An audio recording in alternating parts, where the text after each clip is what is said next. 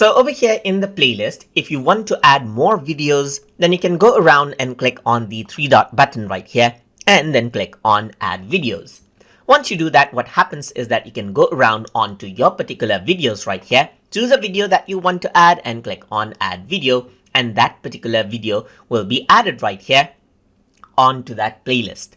You can also go around over here and click on add all to right here, just like this.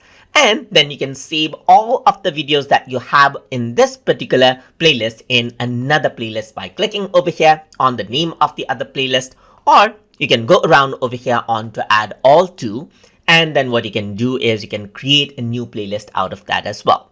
Apart from that, if you want to not view the videos in order, then all you need to do is shuffle, and what happens is that the video that you have in the list is shuffled and it plays out in that particular order. So even in the viewer, you can see that you can loop the playlist or shuffle the playlist according to how you want.